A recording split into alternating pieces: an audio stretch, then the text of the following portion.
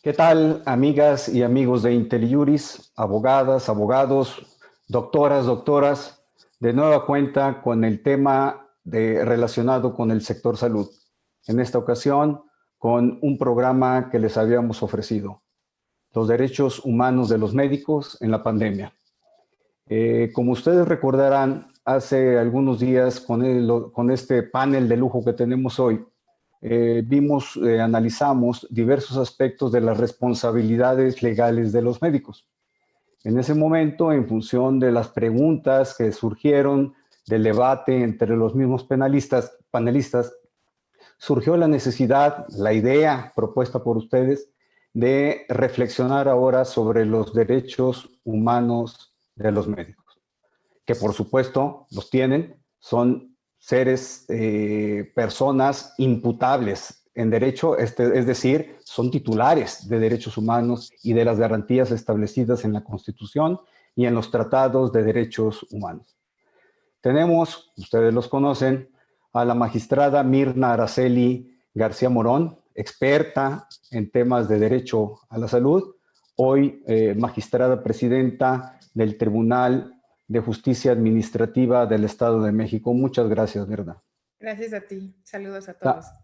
También nos acompaña José Ramón Cosío Barragán, abogado, especialista también en derecho a la salud, con un enfoque muy particular a todo lo que corresponde a los ámbitos de fiscalización y de supervisión de la práctica médica en México. Muchas gracias, José Ramón. Gracias. Buenas noches.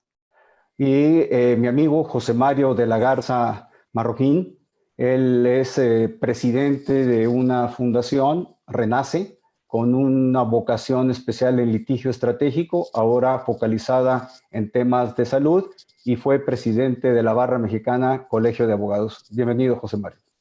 Muchas gracias. Buenas noches. A propósito, José Mario, en el tema amplio de los derechos humanos, ya particularizado a los médicos, ¿qué reflexiones debemos tener en cuenta? ¿Hacia dónde debemos abordar la temática, los matices, los asegúnes, todo lo que en tu práctica profesional y como estudioso del derecho a la salud conoces y nos puedas compartir?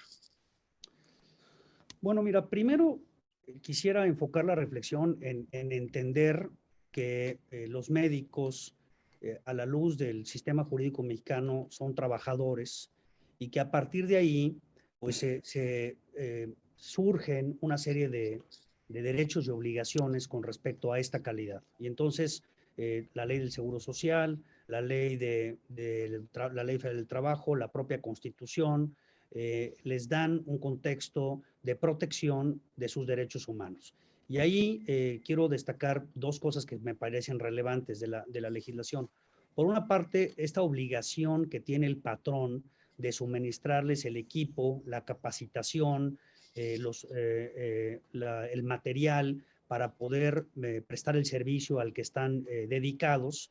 Y entonces aquí surge, para la reflexión de esta tarde, pues este derecho de los médicos como trabajadores a exigir que para prestar el servicio, en términos de esta legislación laboral amplia, pues puedan demandar el que se les entregue este equipo y estos insumos que requieren para atender la pandemia y para atender cualquier enfermedad, que es una de las cuestiones que hemos estado viendo constantemente en las noticias, que se está cuestionando, se está presentando como reflexión. Un segundo dato que me pareció interesante que nos preguntaste, Luis Manuel, en términos de lo que sucede, es que México firmó la convención, ahorita voy al dato, la Convención sobre Seguridad y Salud de los Trabajadores 1981, Convención número 155, que forma parte de los tratados internacionales que México ha celebrado, y que en esa convención, ahora que hacía un análisis de los temas que nos compartiste, quiero leer el artículo 13, que es muy importante en este contexto en el que estamos hablando. El artículo 13 dice lo siguiente: de conformidad con la práctica y las condiciones nacionales, deberá protegerse de consecuencias injustificadas a todo trabajador que juzgue necesario interrumpir una situación de trabajo por creer, por motivos razonables, que que esta entraña un peligro inminente y grave para su vida o su salud. Es decir, aquí a través de esta convención se le está dando a los trabajadores la posibilidad de interrumpir el servicio, de dejar de prestarlo a base de este artículo 13, cuando considere de una manera razonable que puede entrañarse un peligro inminente y grave para su salud o para su vida, que también esto lo hemos estado viendo en el contexto de lo que está pasando en México. Entonces aquí entran estos dos derechos que me parece interesante reflexionar.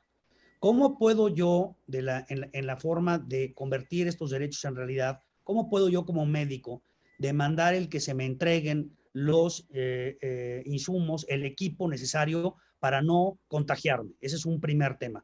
Y un segundo tema es hasta dónde estoy legitimado para no trabajar como médico, para no prestar el servicio, para no desarrollar la actividad, argumentando el derecho humano que está en el artículo 13 de esta convención, que manifestaría yo, es razonable que yo no trabaje en este hospital porque están poniéndose en riesgo mi vida en virtud de que me voy a contagiar, ya que el patrón no me entrega los insumos. Entonces, me parece como primer reflexión este derecho al trabajo y esta convención que no ha sido muy comentada, pero que sí fue aprobada por México, ratificada por el Senado y que forma parte de los derechos también de los médicos en el sentido de dejar de prestar el servicio, que también hay que ponderarlo con el tema colectivo de salud y con el tema social de la pandemia. Me parece que este puede ser, Luis Manuel, si te parece, una primera reflexión para la mesa y para abrir esta noche el debate. Muy interesante, José Mario, porque si uno de los aspectos que más se debate hoy por hoy, y nosotros lo escuchamos con regularidad en familia, yo tengo 2 hijos médicos, como saben, y en la comunidad en la que operamos todos nosotros, de doctoras y doctores, que no tienen en ocasiones el equipo de protección adecuado para atender el problema de la pandemia. Pero, Mirna, hace unos momentos tú comentabas, previo a la transmisión, que los médicos no están solos, es decir, debemos de entender que el tema del equipamiento, por ejemplo, el tema de la integración del expediente clínico, el tema de medicamentos, el tema de protección, el tema de atención a los pacientes, es una responsabilidad institucional, no individual del médico. ¿Nos ayudas a desarrollar esta idea que a mí me pareció cautivante, muy interesante, por supuesto? Sí, claro. Muchas gracias, Luis Manuel. Sí, en efecto. Desafortunadamente, en esta situación de excepción, no ha habido una declaratoria por parte de la autoridad competente para señalarlo así, como una situación de excepción. Solamente se ha declarado como una situación de pandemia, como una contingencia sanitaria, pero debemos entender, y eso sí no hay que perderlo de vista, que todo el marco regulatorio del sistema de salud se encuentra vigente. Esto es, para quienes sean servidores públicos, que es ahí donde quise centrarme, tendrán que observar todas y cada una de las normas que comprende el complejo sistema de salud.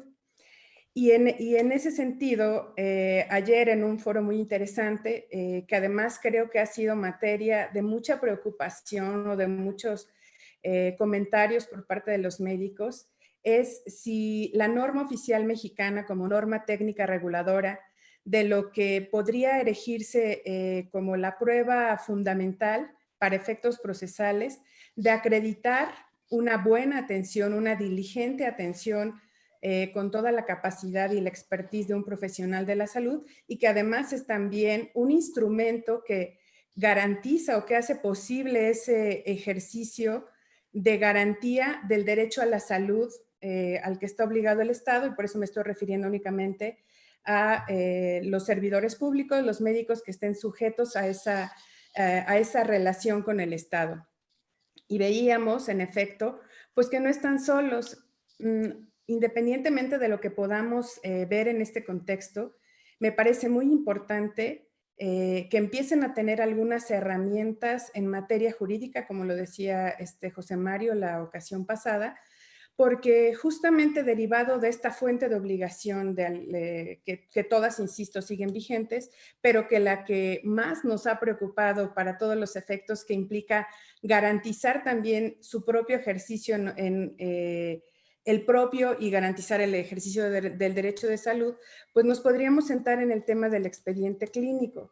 El expediente clínico, para efectos de su regulación, se encuentra en una norma técnica que ayer ya se dijo suficientemente, que es la NOM 0034. 004. 004. Y en un apartado que es el 5.1, destaca algo muy importante que creo que hemos pasado de vista. Es una obligación de hacer para los prestadores de la atención médica en todos los establecimientos de carácter público, social y privado, de la integración y la conservación del expediente clínico. Pero algo muy importante, los establecimientos, es decir, los hospitales, serán solidariamente responsables respecto del cumplimiento de esta obligación por parte del personal que preste la atención médica.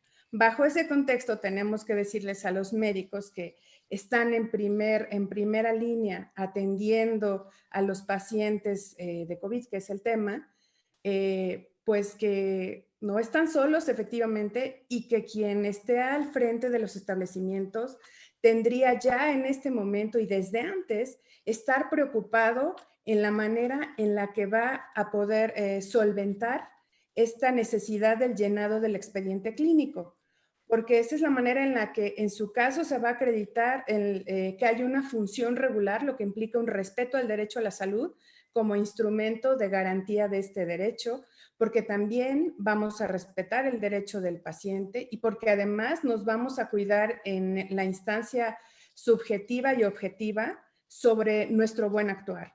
Entonces, ahí me parece muy importante recalcarlo.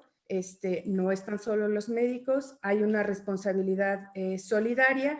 No sé qué implica esta responsabilidad solidaria, probablemente tengamos que advertir que los responsables de los establecimientos tendrían que revisar tal vez, llegar al extremo, no sé, de que todas las notas médicas que se estén elaborando, pues existe una persona auxiliar al médico para que esté haciendo el llenado y se pueda integrar como corresponde. Sí, gracias, Mirna. Ahorita regresamos en la siguiente ronda, porque me gustaría escuchar también de tu parte esa interpretación que haces en materia de responsabilidades administrativas sobre la verticalidad que existe en el área de responsabilidad y cómo se visualiza. José Ramón, me están haciendo una pregunta, Mario, en el siguiente sentido, y a mí me parece que es uno de los puntos nucleares, nodales de lo que estamos platicando. ¿Cómo manejar la dualidad, dice, que tienen los médicos en su calidad de personas físicas como sujetos de derechos humanos? Lo cual es claro en la forma que lo hemos comentado y lo planteó José Mario. Pero al mismo tiempo tienen una calidad de servidores públicos. Y es a través de esa calidad de servidores públicos, estamos hablando en instituciones de salud pública, por supuesto. Claro. Cómo se materializa el derecho a la salud que tienen los ciudadanos. Es decir, el médico tiene una faceta mixta en este terreno. Por un lado, es el responsable de satisfacer algunos elementos del derecho humano a la salud de la población, pero al mismo tiempo pues tiene la faceta de servidor público y por lo tanto también es titular de derechos humanos y tiene que tener un respeto en su actuar. El secreto profesional, por ejemplo, el derecho de no autoincriminación, etcétera. ¿Qué nos puedes comentar de eso, José Ramón? Sí, Luis, es interesante, digo, con independencia de su carácter de servidores públicos, los médicos están dentro de esta dualidad donde profesionalmente están obligados a prestar el servicio de atención médica dentro de su especialidad y al mismo tiempo son sujetos del derecho, por ejemplo, a la protección de su propia salud, ¿no? Entonces, en ese sentido hay este elemento donde, por un lado, si bien ellos están obligados a prestar este servicio, pues también tienen el derecho de que se les respete y se les garantice pues un alto nivel de salud, lo cual, pues digo, puede entrar en contradicción, sobre todo, como mencionaba anteriormente, cuando se les pide o se les obliga incluso laboralmente a atender pacientes con COVID sin la existencia o sin contar con los insumos y materiales y todas estas cosas que son necesarias para salvaguardar su salud. Y digamos, en el tema de cuando son servidores públicos, pues digo, se tiene el componente adicional, una de pues, un régimen laboral diferenciado, además la aplicación de la Ley General de Responsabilidades Administrativas. Y digo, igual hay un punto interesante de lo que mencionábamos en la materia pasada, o digo, en el seminario pasado, en relación con la responsabilidad, y que debe ser un punto importante para que lo tomen en cuenta los profesionales de la salud que sean servidores públicos, es que mientras en la responsabilidad civil, otro tipo de responsabilidades, es necesario la existencia de un daño en la salud o patrimonio del paciente, pues en el caso de responsabilidades administrativas no es necesaria la actualización de este daño, sino simplemente el incumplimiento de la norma jurídica, ¿no? Aun cuando el daño no se presente. Por ejemplo, en el caso que mencionaba Mirna, el expediente clínico, o sea, el simple hecho de omitir el llenado o la realización de este expediente clínico implica para el médico, que además es servidor público, una responsabilidad pues, que si bien puede ser solidaria, pues también puede ser una responsabilidad individual para el mismo, ¿no? Entonces, ahí es interesante, digamos, como mencionabas, esta dualidad que tienen los servidores públicos, y mencionar pues también que, digamos, en ese sentido, hay un sinnúmero de normas, como mencionaban, las normas oficiales mexicanas, hay muchísimas, pero en estas se establece de alguna forma los requerimientos técnicos que en la práctica médica se deben de llevar a cabo. Y entonces es útil conocer su contenido porque sirve como un esquema, digamos, de prevención o mitigación de riesgos normativos en la medida en que, pues si sabemos con qué debemos de cumplir, pues podemos realizarlo y en ese sentido evitar posibles sanciones a futuro, ¿no?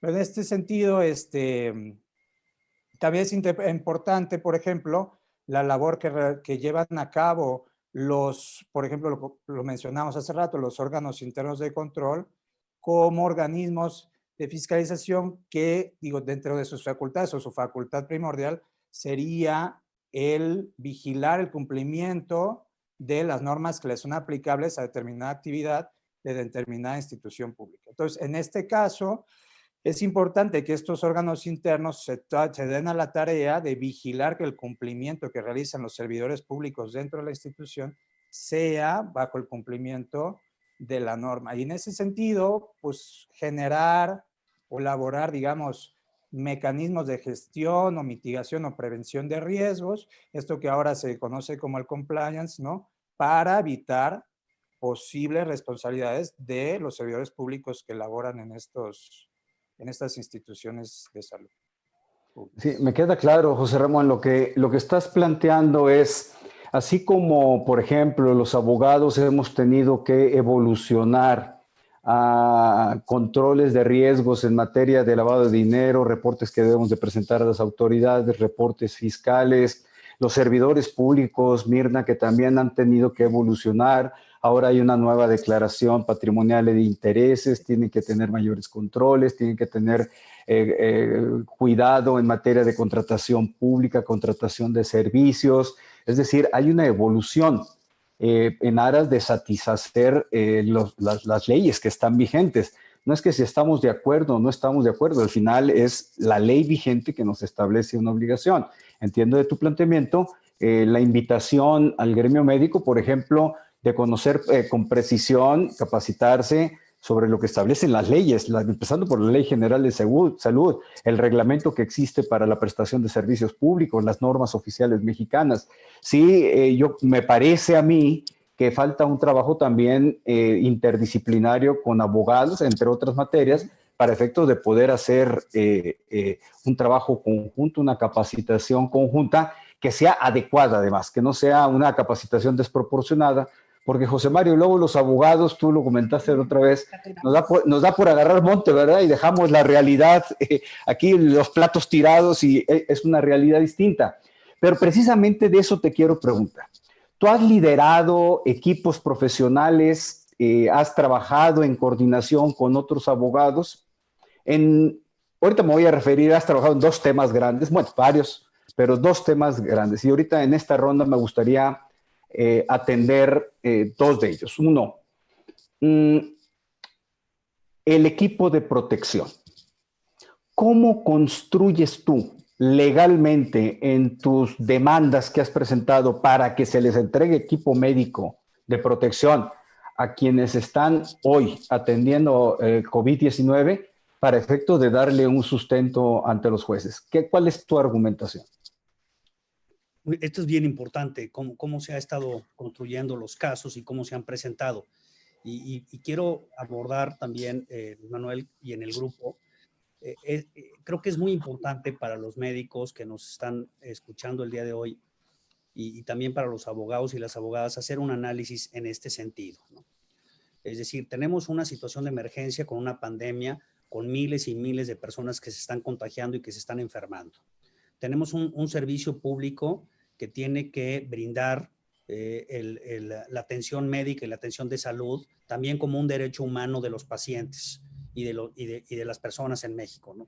Y yo creo que este análisis de ponderación es bien complejo. ¿Hasta dónde yo puedo dejar de prestar este servicio poniendo en riesgo a las personas en su salud, en su vida, con el argumento de la falta del equipamiento? Creo que esto es un tema que hay que analizarlo desde varios aspectos, porque si lo empezamos a ver como un solo tema de individuos que con este argumento van a sustraerse de la prestación del servicio, me parece que podremos empezar a pensar en una generalización, que esto así es, y no creo que sea tan sencillo ni tan superficial hacerlo así, porque hay que contextualizar la problemática. Entonces, por un lado, tienes el artículo 142 de la Ley de Salud, que establece una obligación para los profesionales médicos en el caso de que conozcan de una enfermedad transmisible.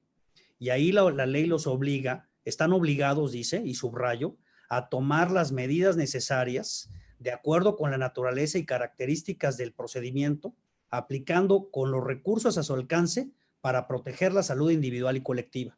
O sea, este artículo de la Ley de Salud da este contexto en el que tú, médico, estás obligado a actuar con los medios que tienes a tu alcance para resolver la problemática de las enfermedades transmisibles. Ese es un contexto que está en la ley. Ahora, por el otro lado, ¿hasta dónde tú estás obligado a ponerte en riesgo y a exponer tu salud y tu vida? Y entonces pasamos por un tema técnico también, Luis Manuel, de qué equipo es el que se necesita y cómo te lo deben de suministrar y en qué condiciones y también con qué frecuencia, porque esto también tiene una característica, con qué frecuencia. Entonces, aquí se han promovido ya un sinnúmero, nosotros en Renace lo hemos hecho, un sinnúmero de amparos de médicos que han dicho, yo no quiero trabajar en los hospitales que están atendiendo a los pacientes con COVID porque no se me ha dado el equipo ni tampoco la capacitación, pero me voy a centrar ahorita en el equipo. Y el equipo va en dos vertientes. El equipo personal que yo requiero para entrar a estas áreas y para no tener la posibilidad de contagiarme, y también el equipo necesario para atender a los pacientes propiamente dicho, ¿no? Los famosos ventiladores y las condiciones en las que tienen que estar el hospital o la clínica para atender. Y entonces estos amparos, Manuel, se han estado promoviendo ahora con la limitación que se estableció por el Consejo de la Judicatura. Sí se ha aceptado que estos amparos son de emergencia y por lo tanto te diría yo que en términos generales los tribunales los han admitido estos amparos. En términos generales ha habido uno que otro que ha habido que impugnar, pero en términos generales yo diría que se han admitido. Ahora, esto es bien importante. Lo que tenemos hasta ahora son suspensiones de plano, y sé que muchos de los que están participando en esta sesión no son abogados o abogadas, entonces voy a tratar de explicarlo de una forma también que no con términos jurídicos tan complejos, sino son resoluciones que dicta el juez federal, el juez de distrito, que de manera preliminar resuelven mantener las cosas en un estado que le permitan proteger los derechos humanos. Déjame ponerlo en ese contexto.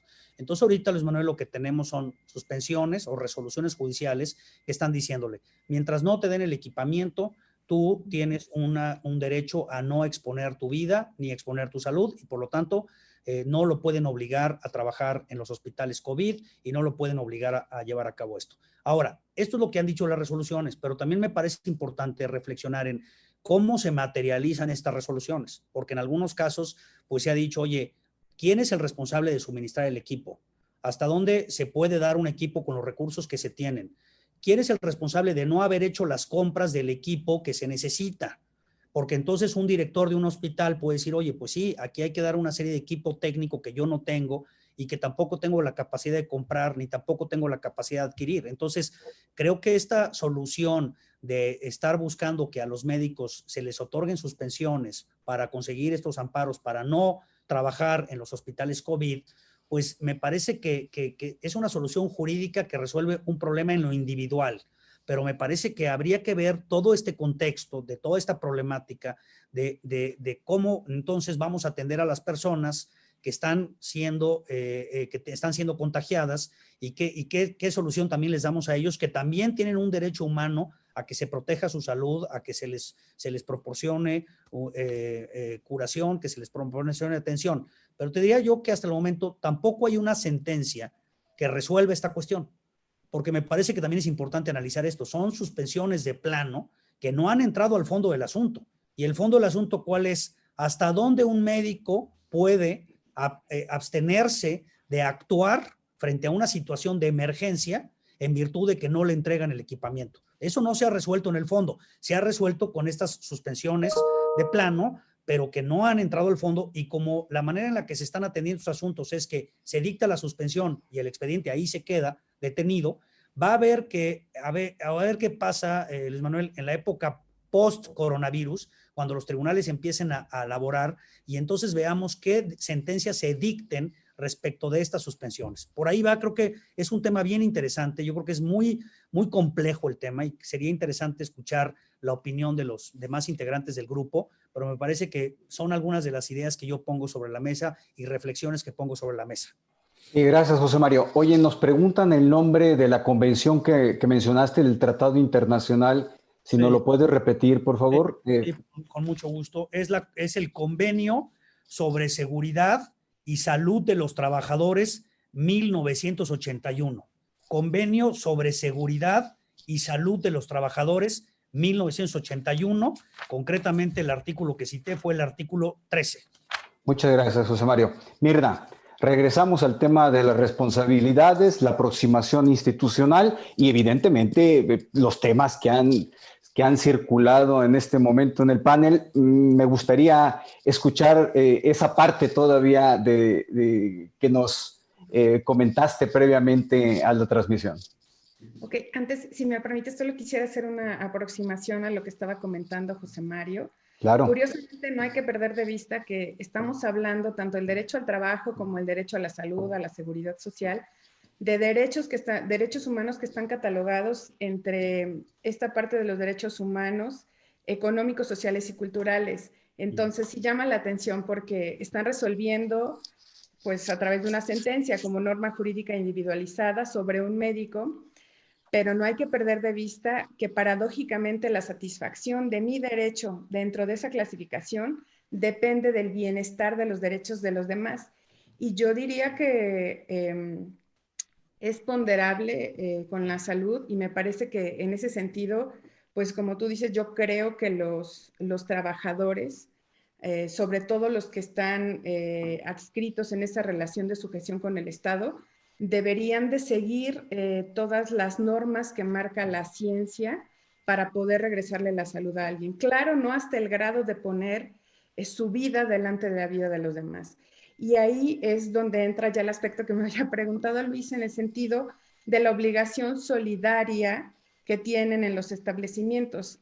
Cuando hablamos de obligación solidaria en el ámbito de las responsabilidades administrativas, sobre todo en este sistema de salud que habíamos señalado la ocasión pasada que tiene una organización de autoridad en forma vertical. Cuando hablamos de obligación solidaria, la hablamos de forma ascendente. O sea, tendríamos que estar trayendo a todos los involucrados en la línea de mando, llegando hasta donde se llegue. Y ahí podríamos introducir tal vez un concepto de una de las teorías, que es la teoría de la introducción a la obligación, que lo había platicado José Mario en un tema de una tesis muy interesante en materia civil. Esto es, cuando valoramos el contexto en una responsabilidad administrativa, claro que nos vamos en un contexto fáctico y en un contexto normativo.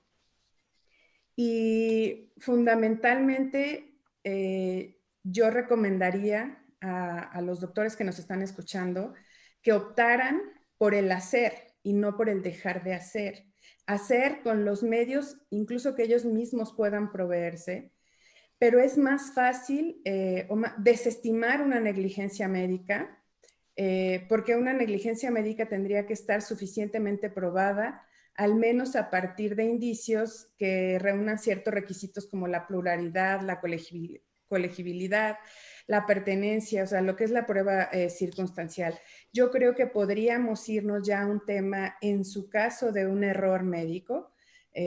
Por ejemplo, si como se puso de manifiesto en la semana pasada, una especialidad que no está relacionada absolutamente con un médico intensivista o con un infectólogo o con un internista, que son los que están en la línea o idealmente los que tienen que formar la línea de atención adecuada y suficiente para el COVID, o un especialista que a pesar de tener los conocimientos médicos de medicina general, no es apto, no está calificado porque él no trata de manera cotidiana con estos instrumentos como son los ventiladores, y puede tener mayormente una posibilidad de incidir en una negligencia médica.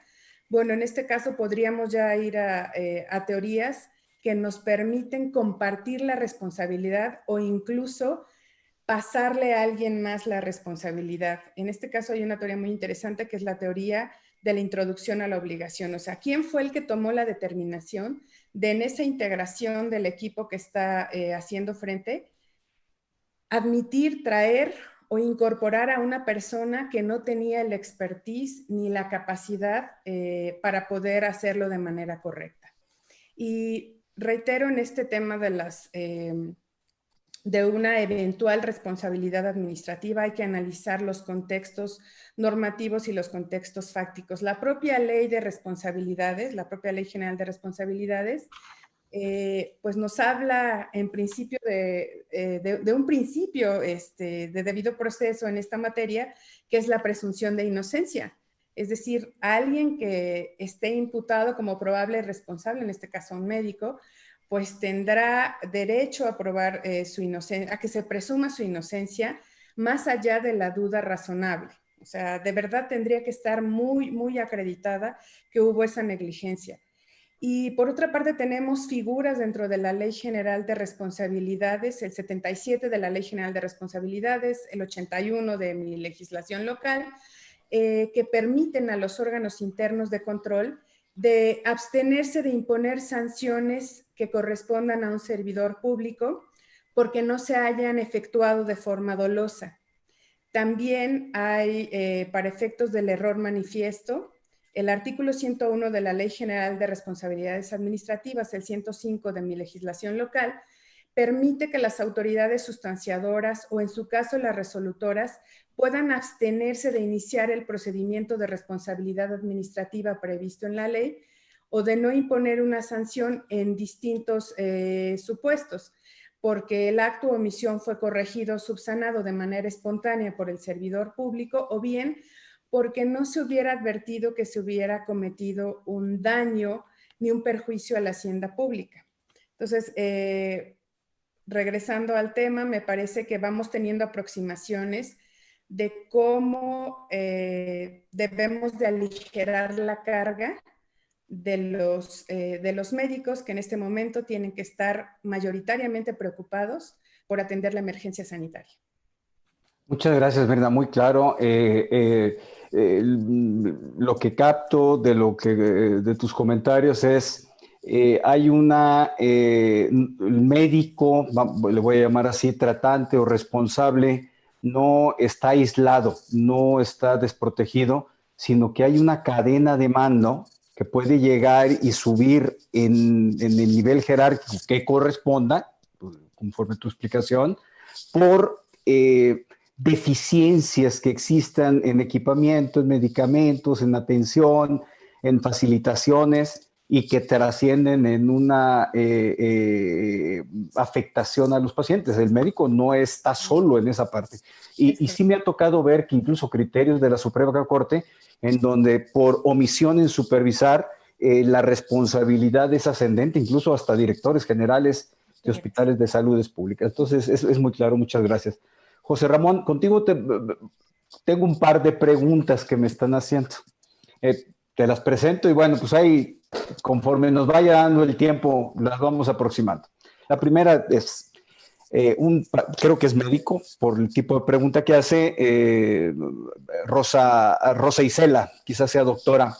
Creo que lo importante es apoyar a los médicos con personal jurídico que le asista, algo que ustedes han comentado en otras ocasiones, en el llenado de sus expedientes clínicos y si no, al final de cierre o conclusión del expediente. Es decir, que haya un aval legal para que el expediente clínico quede bien armado, sin deficiencias.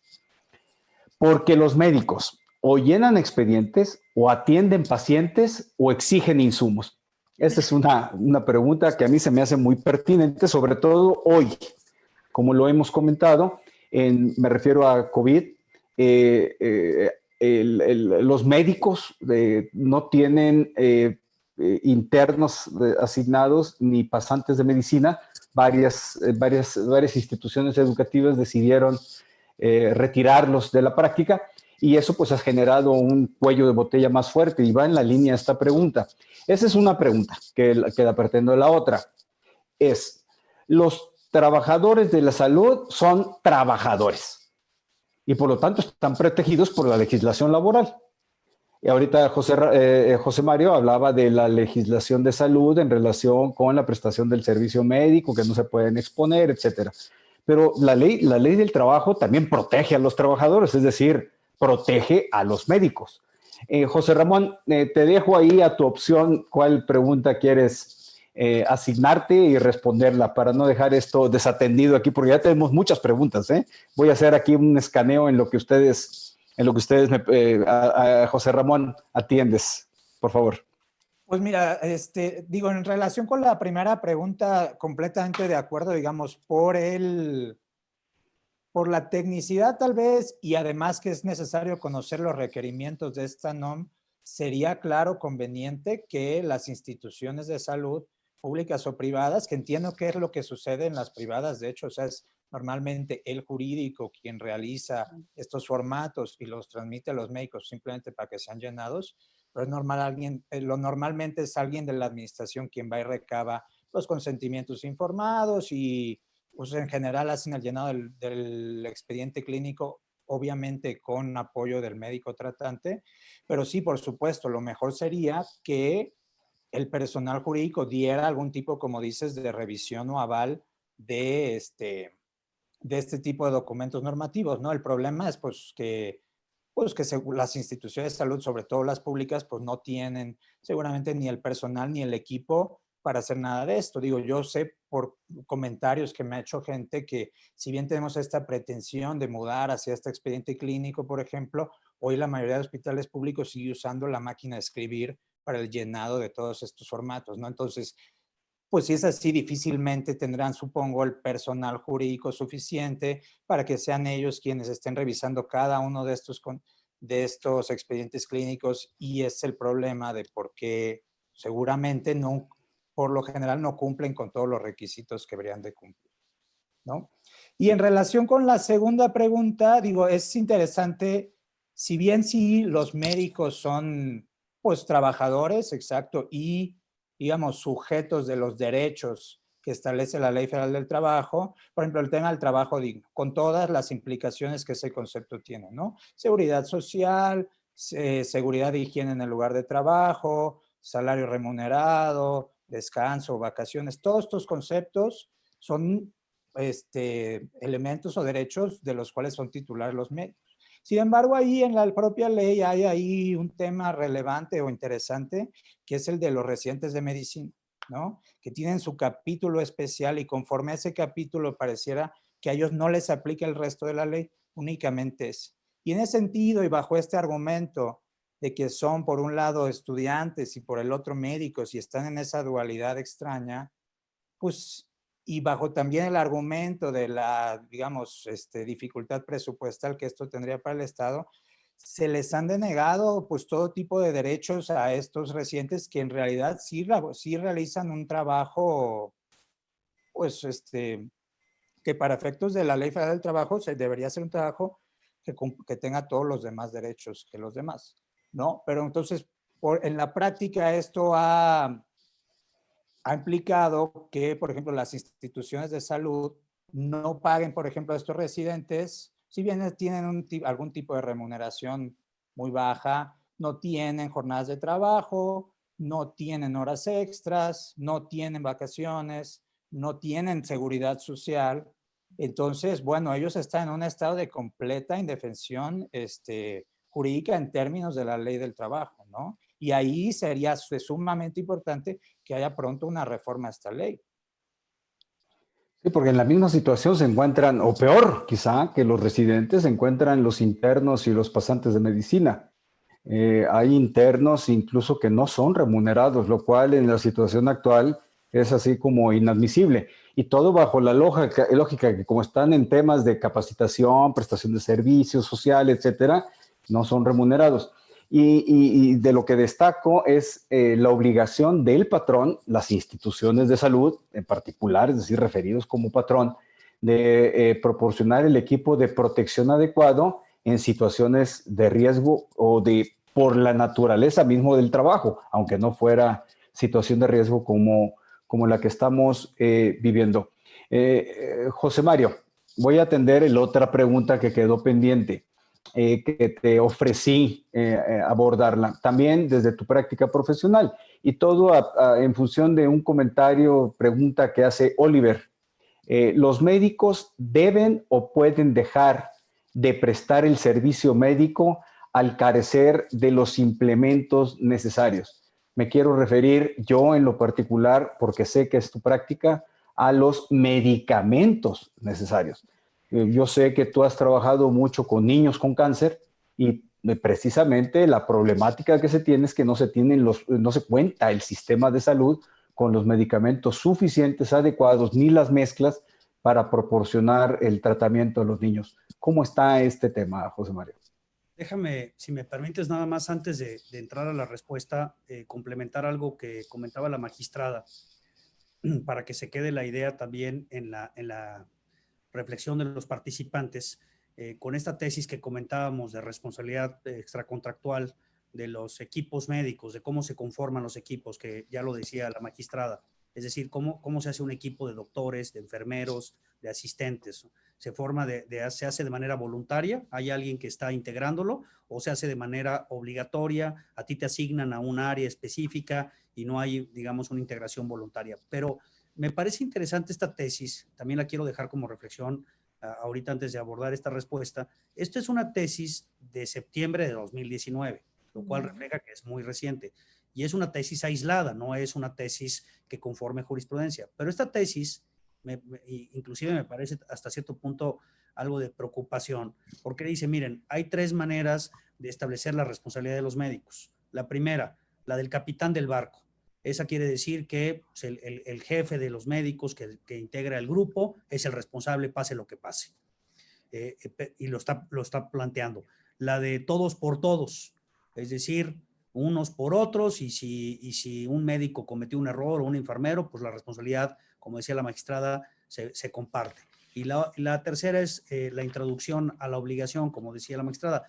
Esto lo pongo, Luis Manuel, como un tema de reflexión, porque creo que esta tesis está diciendo, hay estas tres maneras, y mañana podríamos tener otra tesis que dijera, yo me voy por la del capitán del barco, yo me voy por la del capitán del barco, entonces a mí el jefe del hospital COVID es el responsable por lo que pasó, independientemente de cómo estaba el equipo. O yo me voy la de todos por todos y a todos les asigno la responsabilidad independientemente de su participación individualizada en la responsabilidad o en la negligencia. Entonces, esta tesis es muy interesante, el criterio que está adoptando, pero también nos abre una reflexión de decir qué criterio vamos a seguir de manera ordenada, uniforme, y cómo vamos a asignar esta responsabilidad y cómo vamos a defender a los médicos que trabajan en un equipo, si son los de mayor jerarquía o los de menor. Creo que este es un tema que sí, esta tesis nos está abriendo un análisis profundo que debemos de hacer. Entonces, me parece interesante que se analice estas tres cuestiones. Ahora, yéndonos a la pregunta que se hace por parte de los participantes, efectivamente, el hecho de tener que intervenir arriesgando tu vida, pues no hay ninguna ley que te obligue a ello, ¿no? Pero creo que tiene muchas gradualidades, Luis Manuel, tiene muchas gradualidades. Como decía la magistrada, no es un asunto de blancos y negros, de decir, como no me dieron el cubrebocas, yo no intervengo. Creo que es un asunto mucho más complejo y de más gradual, porque habría que ver qué actividad estás haciendo, qué tipo de equipo necesitas, en qué condiciones lo necesitas, para qué lo vas a ocupar. Y no es tan sencillo porque, por lo que yo he visto en la práctica de estos amparos que estamos promoviendo, pues dependiendo del tipo de actividad que desarrollas, es un equipo específico el que necesitas. Y hemos visto también asuntos en donde se solicita un equipo que técnicamente no se requiere para el tipo de actividad que se está desarrollando. Entonces, me parece que es un asunto bastante complejo que no puede simplificarse a decir, pues como no me dieron el equipo, yo no atiendo a los pacientes. Yo creo que habría que ponderarlo en el sentido de qué función hago yo, en qué contexto la hago, cuáles son mis actividades, qué tipo de equipo me pueden proporcionar, y en esa medida, como bien decía la magistrada, como lo ha dicho José Ramón, pues yo también tengo una responsabilidad social colectiva de proteger el derecho a la salud frente a las personas que están en el hospital. Entonces, habría que individualizarlo al caso por caso y tratar de, como bien habíamos dicho, van a faltar muchos abogados y muchas abogadas para defender el caso por caso, Luis Manuel, porque no quisiera yo exponer ahorita una regla general de decir, bueno, si no te dan los guantes, tú no trabajes. No creo que sea por ahí la mecánica. Yo pienso que tendríamos que profundizar mucho más en cuál es la situación de ese doctor, de esa doctora, en qué contexto está, qué hospital, cuáles son las personas que están atendiendo, qué tipo de contagio representan, qué tipo de enfermedad traen, y a partir de ahí desarrollar una resolución judicial. Pero sí veo que es un asunto muy complejo y que apenas estamos entrándole a plantearle a los tribunales, y coincido con la magistrada. ¿Cómo vamos a ponderar las cosas? Porque por un lado tengo este derecho a la salud de la población que se tiene que cumplir también, y por el otro lado está las protecciones que como trabajadores tienen los médicos. Gracias, José Mario. Oigan, tenemos unas 100 preguntas más o menos formuladas. Me parece que nos vamos a quedar cortos, ya nada más, ya me dieron la primera señal, que nos quedan 13 minutos, pero fíjate, Mirna, evidentemente sin comprometer tu opinión como juzgadora, vamos a presentarlo desde una posición académica, aunque aprovechando tu experiencia y tus conocimientos que tienes como juzgadora.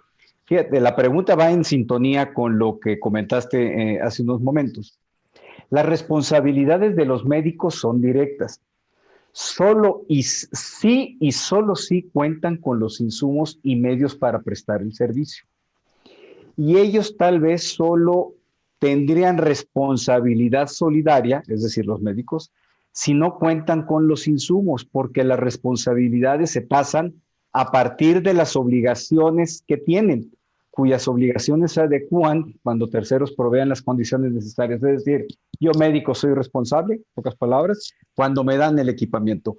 Pero ¿en qué medida se va a medir? Me dieron los insumos, me dieron el equipamiento, me dieron los medicamentos. Es una pregunta que entiendo que es complicada, pero bueno, me gustaría a ver si nos puedes abonar un poquito sobre lo que ya habías dicho, porque a mí me pareció clave lo que comentaste. No es un tema así de, sí, la verticalidad, sino realmente hay una responsabilidad de los mandos superiores en el sistema, que no necesariamente, José Mario, son los directores de los hospitales, para proveer todo ese equipamiento. Y ahora que estamos hablando de compras concentradas en la oficialía mayor, aunque se han establecido disposiciones con motivo del COVID para que cada institución efectúe adquisiciones, pero la regla es la oficialía mayor la que tiene que hacer las compras. Mirna, te eché la pelotita.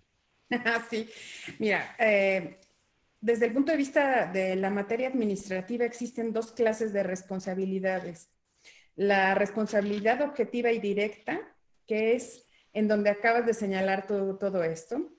El Estado está obligado a atender, a proteger, a garantizar el derecho humano a la salud y lo presta a través de elementos que se materializan en la atención médica. Y tiene una serie de regulaciones vigentes que garantizan la adecuada regularidad de la prestación del servicio. En caso de que esto no sea de esta manera, las personas pueden reclamar también por la vía administrativa la responsabilidad objetiva y directa del ente público, del Estado, de la ficción. No obstante que haya sido esa disfunción, se haya verificado a través de uno de sus agentes. Aunque posteriormente el Estado pueda repercutir contra su agente, o sea, contra su médico o contra cualquier servidor público. Por otra parte, tenemos la responsabilidad subjetiva e indirecta, que es la que se le finca de manera específica al servidor público.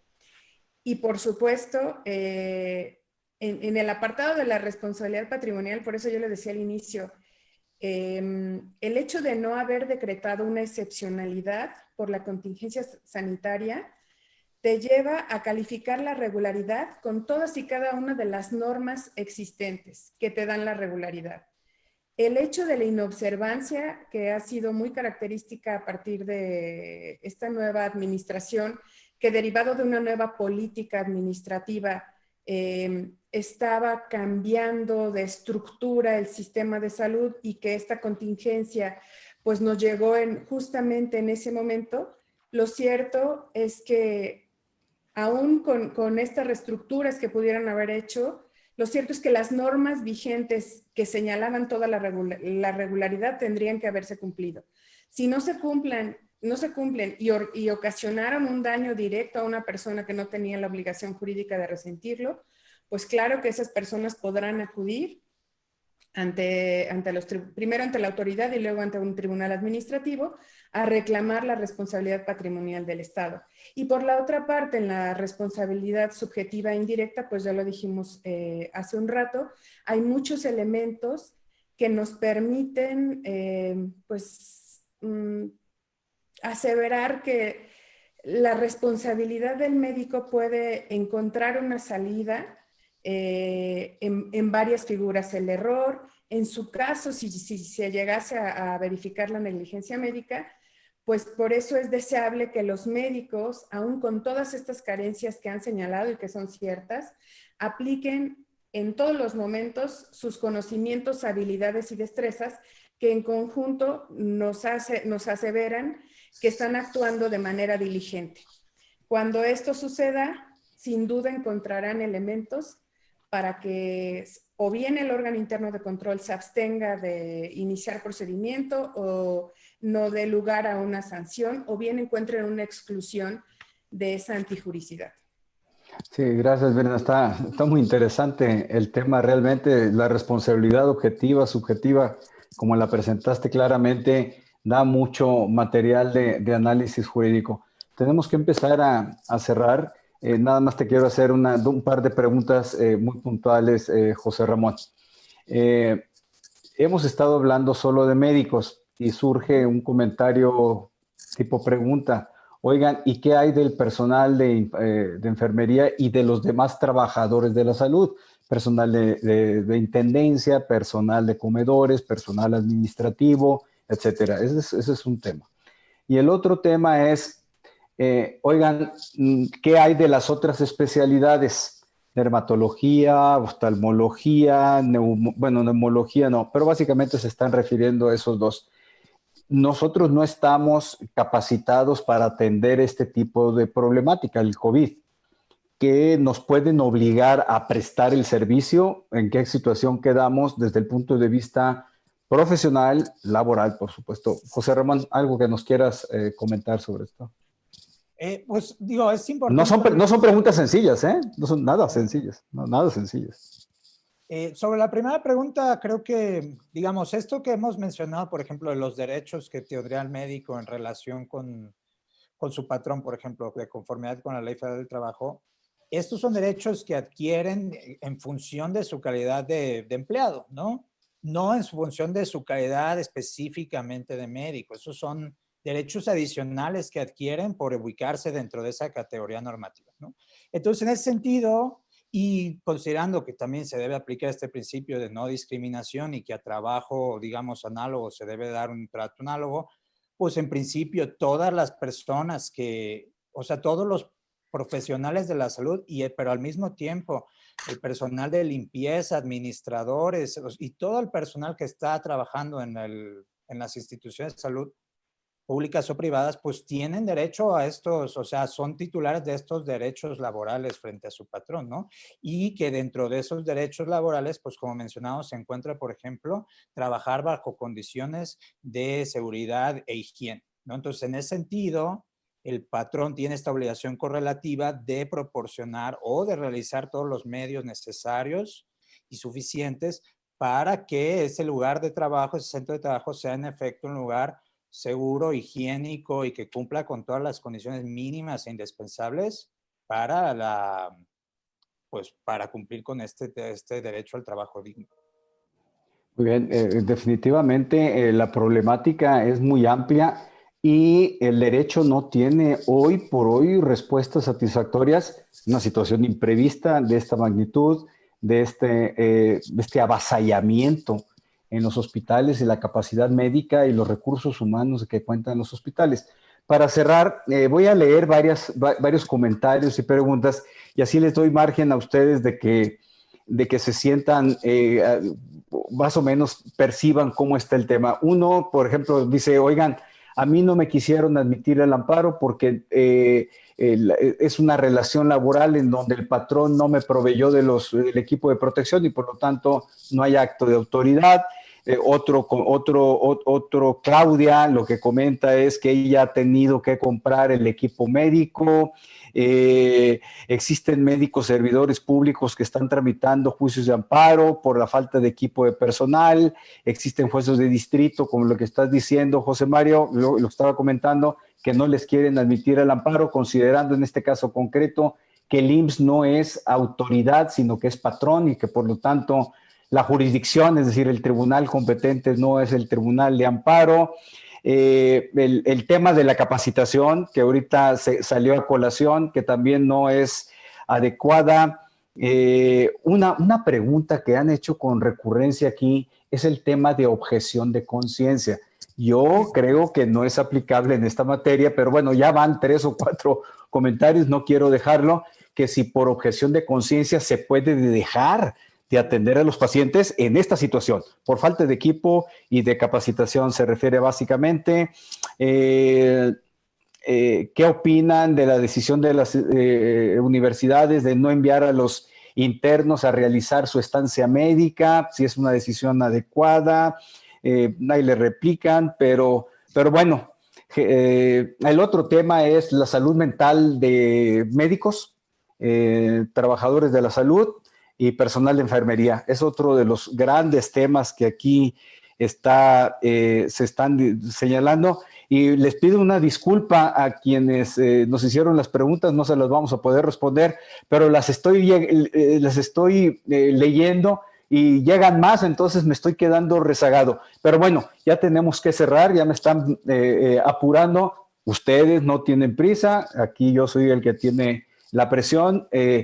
Un comentario de cierre, José Mario, Mirna, José Ramón, ¿qué nos tendrías que decir, José Mario? Pues otra vez la preocupación, Manuel, de pensar en que en esta contingencia los médicos tengan que recurrir a los juicios de amparo, a las demandas para resolver estas cuestiones que se están suscitando en la práctica. Creo que eso también refleja la problemática de nuestro sistema de salud, de nuestro sistema de derechos y de cómo los haces valer. Y creo que sí, la pandemia nos tiene que obligar a una reflexión de qué forma se dan estos servicios, de qué forma se atiende, y no me parece que sea una solución el pedirle a los doctores que tengan que ampararse. Yo creo que esto es una cuestión que estamos haciendo ahorita con la emergencia, pero sí amerita una reflexión profunda de encontrar un sistema que funcione y que los médicos puedan tener el equipo, el adiestramiento y los insumos necesarios para poder dar el servicio. Pero no creo que sea esta la mecánica que deba de plantearse en el país. Gracias, José Mario. Mirna. Gracias, Luis. Pues nuevamente muchas gracias por la invitación.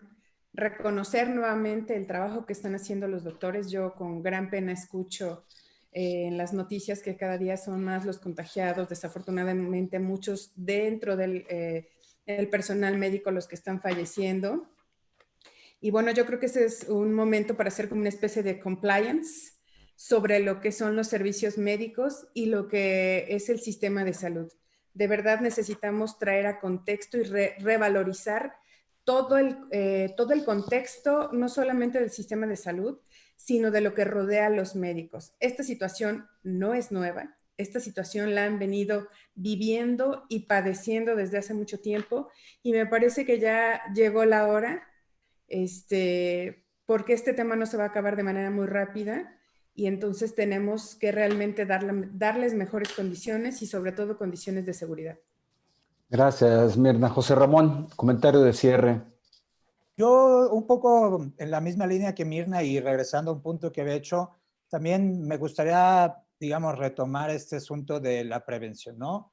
Que dentro de las instituciones de salud públicas o privadas, no importa, digamos, los altos mandos, los directores, los administradores, verdaderamente se tomen en serio la cuestión de la prevención, de la mitigación de riesgos, de todas estas cosas, que se asesore y se apoye a los médicos para que realicen su actividad conforme a las normas, que eso les permita a ellos evitar posibles responsabilidades y asimismo el hospital pues evite posibles responsabilidades vicarias por el incumplimiento de la norma de sus propios médicos, ¿no? Entonces, poner especial atención en esos temas, en los programas de gestión de la conformidad y todas estas cosas.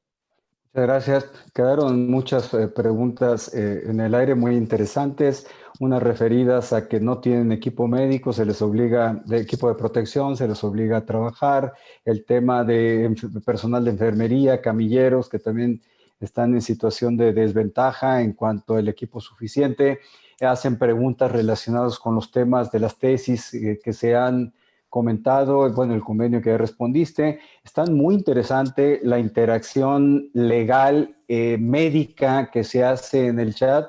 Sería interesante que quienes son los escuchas, nuestros espectadores, tuvieran oportunidad de leerlos. En lo que a mí respecta, Mirna, muy agradecido, muy generoso de tu parte compartirnos tus conocimientos, tu experiencia, que es ya vasta en esta materia. José Ramón, de nueva cuenta, aprecio mucho el coraje, la valentía y la decisión que tienes para presentar los temas con conocimiento y la experiencia, lo aprecio mucho. Y José Mario, a ti te aplaudo todo el trabajo que estás realizando pro bono por las causas médicas, por las causas de los pacientes.